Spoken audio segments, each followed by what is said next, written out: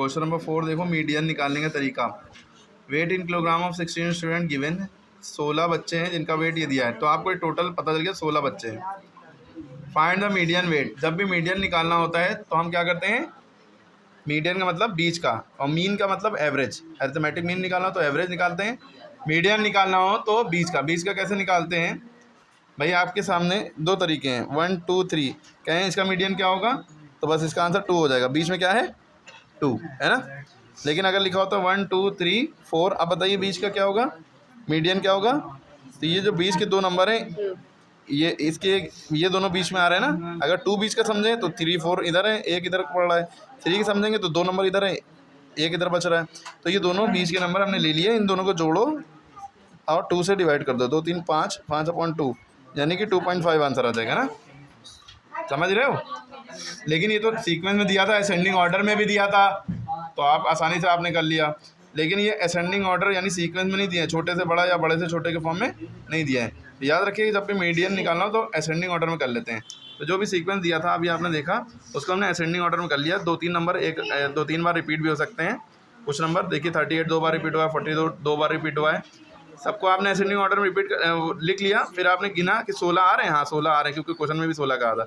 16 क्या होता है, इवन होता है, इवन होता है। अब इवन का फॉर्मूला आपको याद रखना है, ये होता है n/2th term plus n/2th plus 1/2। ठीक, अगर हम बुक में फॉर्मूला दिखाएं वाला, ये देखिए इस तरह साफ साफ दिख रहा है आपको, n/2th term plus n/2 plus 1th value, और ये बाहर 1/2 लगा लिए, चाहे ऐसे लगा लिए चाहे इन तीनों के अपॉन में होल में लगा लिए। ठीक है, अब आपने ऐसे कर लिया। अब आपने देखा कि भाई n की वैल्यू 16 है, n की जगह पे आपने 16 रखी, फिर n की जगह पे 16 रखा, 2 8 16, 2 8 16 प्लस 1। ठीक है, तो एट्थ टर्म, फिर 8 प्लस 1 9th टर्म। ठीक है, टर्म तो 8वां टर्म क्या है, आपने यहाँ से गिना 1 2 3 4 5, इसीलिए असेंडिंग ऑर्डर में किया गया था ताकि सीक्वेंस में आ जाए। 8वां ये है, 9वां ये है, तो 8वां प्लस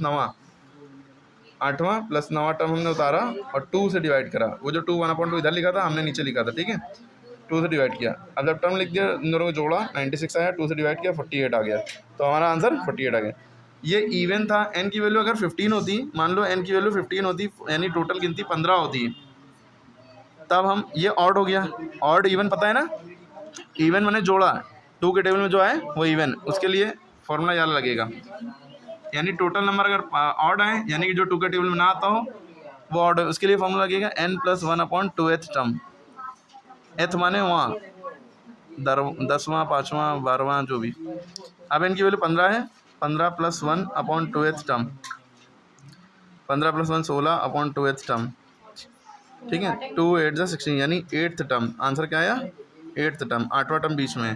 तो हमने गिना 1 2 3 4 5 6 7 8, आंसर आ गया 47। ओके, तो ये ऑड और इवन में फ़र्क है, दोनों में फ़र्क समझ में आया भाई। इसमें ये फार्मूला लगेगा, तो ये पूरी लाइन खींचेगी n + 1/2, यहाँ पे n/2 है, यहाँ पे देखिए ये लाइन इतनी है, +1 बाद में है। ठीक है, यानी ये सॉल्व हो जाएगा, बाद में +1 करेंगे। ठीक है, क्लियर हुई बात। दोनों का फ़र्क याद रखिएगा। ओके।